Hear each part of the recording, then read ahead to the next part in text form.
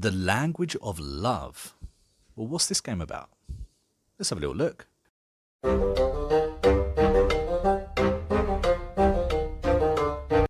Welcome to the Critically Clueless. I'm the Monk, and today we are doing a review for a little game called The Language of Love. Mitsuki, an aimless young man studying to take his university entrance exams, falls for a young single mother who lives in his apartment complex. A relationship develops between these mismatched social outcasts. This game has been developed by ebi-hime and published by Ratatouille Games. I'm really sorry if I have messed the pronunciation up of that. I'm sure I have. But you sent me a copy of this game, so thank you very much for doing so, and I'll give it the best review I can. Now, this game is currently on the Xbox, Switch, PlayStation, and PC, and a lot more. I believe you can get this on your phone as well. You can get this pretty much anywhere you want to get it. It will currently set you back around $9.99, depending on where you are. I believe in the States it's $12.99. If you ask me, it is ridiculously overpriced for what it actually is. What is this game? Well, it is a story-driven novel. You know, it is a Japanese anime novel.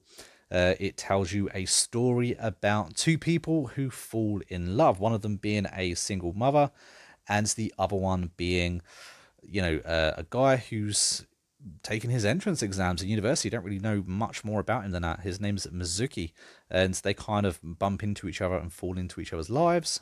And the story, takes a twist and turn, and eventually they fall in love.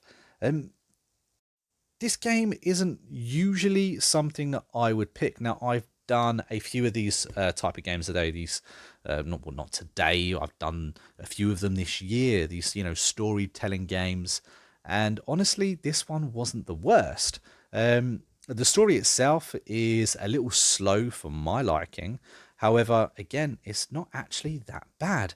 And to top it off, you can actually, if you're not interested in the story whatsoever, you can actually sim the entire story, skip it on ultra speed, and you will get 1,000 gamer score achievement within about 3 minutes. That's how long it takes you to skip sim the entire game.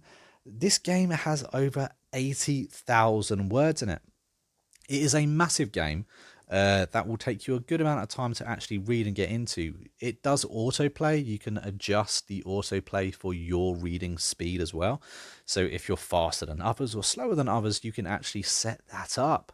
So that way the game will go through each page or each line of dialogue at a speed that actually suits you. Now, I'm dyslexic myself, so I found that incredibly helpful. I think that that's a really nice feature, one that I actually haven't seen in any of these type of games that I've played this year. I've played four, I believe, four of these games this year. These story-driven, just visually story games with just text. Obviously, it's not voice acted. There's not actually any involvement for you. I mean, you're pretty much watching a TV show when you're playing this game, air brackets, playing the game. But visually, it's actually really nice. There's a lot of detail, there's a lot of color. It looks really good. If you're into Japanese anime or any of those type of, TV shows and that sort of thing, this is actually pretty good. It doesn't do a bad job at all. And the story isn't too bad either. Now, this story isn't for my liking or my taste personally, but I can definitely see how this would appeal to some. What I will do is I will put up some actual gameplay of this game as well. I'll leave everything on. I'll put it on auto, and I'll just smack it up so that way you don't have me muttering over it as well. That way you get a really good idea of what it is you're buying. I'll do a good section so you guys can actually see what this game is actually like. Or I guess not game's almost the wrong word to use for this, but to see what this story is like and see what this story is about. I think for the price of this game, it's overpriced for me. If this was maybe £4 or £5, half the price it is today, I think maybe it could be worth it if this is your thing and if this is the sort of game that you're, interested in having. Now, Don't get me wrong, the 1,000 gamer score for a 3-minute skip through is pretty nice. That itself is not worth the 10 quid. But it's a nice touch. It's nice that you could sim it. Maybe you just want to watch the, you know, each scene as it goes past. Maybe that's your thing and that's how you want to do it. But one of the good thing about this game is that it loaded up and it played and it done everything that it is supposed to do. Everything that is, you know, it says it's going to do, it does, and it delivers really well. I think the music in this game, right at the beginning of the game, is actually pretty good. I'm a sucker for Asian themes.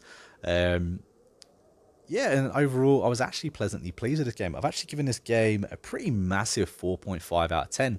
I can't really justify giving it any more than that, and maybe 4.5 is a little bit too high for this game as well. But at the end of the day, I've got to judge a game on what it actually is, not, you know, not on other games, not on, you know, just what this game is trying to do.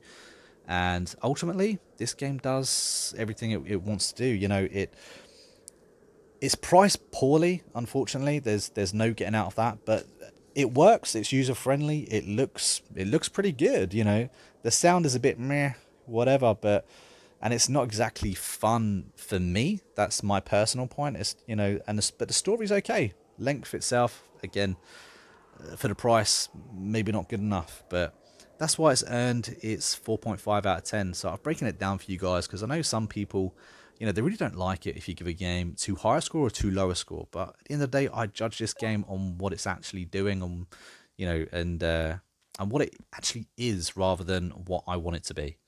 And as you can see, I'm showing you on screen right now that you can just sim or skip the entire game, put it on maximum speed, and that way you can just see what this game's actually about. Or maybe you're just into, you know, the visuals, like I said, but I figured I'd show a little clip of it so you could actually see, you know, what this game I guess looks like on that, because it is a little bit dodgy. I mean, try reading that mega speed. You'd have to be data. But anyway, that's it for me, guys. Let me know down in the comments what you think of this game. If you've seen it before, or if you've played games similar to it, or even if you think this is a game that you would actually buy. Let me know down in the comments, because I'd love to hear your thoughts on this game itself. Anyway, I have been the Monk, and we've been the Critically Clueless. I hope you enjoyed this video, and hopefully pretty soon we are going to be playing Empire of Sin. So for anyone that is looking to know what I'm going to be doing next, Empire of Sin is next on my priority list. That comes out December 1st. Until then, I'm going to be continuing with Assassin's Creed and trying to get as many videos out on that I think is interesting and entertaining. Anyway, guys, it's it from me. I've been the Monk, and we have been the Critically Clueless. I'll see you guys in the next video real soon. Have a nice day, guys.